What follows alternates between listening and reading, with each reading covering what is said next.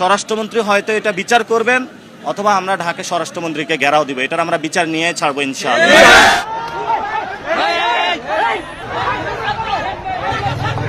প্রত্যেকটা জুমায় এক একটা জায়গায় গিয়ে থাকি।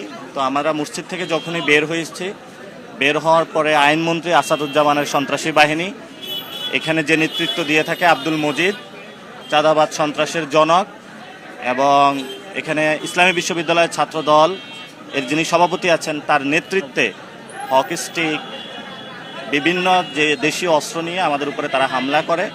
আমাদের জায়গা থেকে আমরা শান্তি শৃঙ্খলা বজায় রেখেছি এবং আমাদের অনেকের ফোন ক্যামেরা থেকে শুরু করে মানি ব্যাগ তারা সেখানে আমাদের ছিনতাই করে নিয়ে যায় তারা, এবং তারা অনেকগুলো ডিম নিক্ষেপ করে। আমাদের অনেক ভাই এখানে আহত হয়েছেন হকি স্টিকের আঘাতে। 3 জনের তারা মাথা ফাটিয়ে দিয়েছে। আমরা এটা সুষ্ঠু তদন্ত এবং বিচার চাই। তো যিনি আইনমন্ত্রী দেশের, সেইখানে তার এলাকায় যদি এই ধরনের আইন শৃঙ্খলার অবনতি হয়, সেই জায়গা থেকে আমরা মনে করি যে আইনমন্ত্রী তার জায়গায় থাকতে পারে না। ঠিক ঠিক। স্বরাষ্ট্রমন্ত্রী যিনি আছেন ওনার দেশের আইন শৃঙ্খলা অবনতি হওয়ায় ওনারা পদত্যাগ করা উচিত এবং আইনমন্ত্রীকে দ্রুত পদত্যাগ করিয়ে তারকে বিচারের আওতায় আনা উচিত। আইনমন্ত্রী যখন একজন সন্ত্রাসী হন, তার হাতে বাংলাদেশের আইন নিরাপদ না।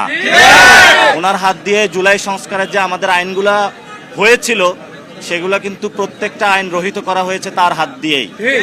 এই জন্য যতদিন এই আইনমন্ত্রী থাকবে ততদিন বাংলাদেশের সংস্কার এবং আইন নিরাপদ নয়। আমরা অতি দ্রুত তার এবং গুন্ডা পান্ডা বাহিনী যারা এখানে অ্যাটাক করেছে আমাদের উপর হকি স্টিক দিয়ে, তাদের আমরা বিচার চাচ্ছি।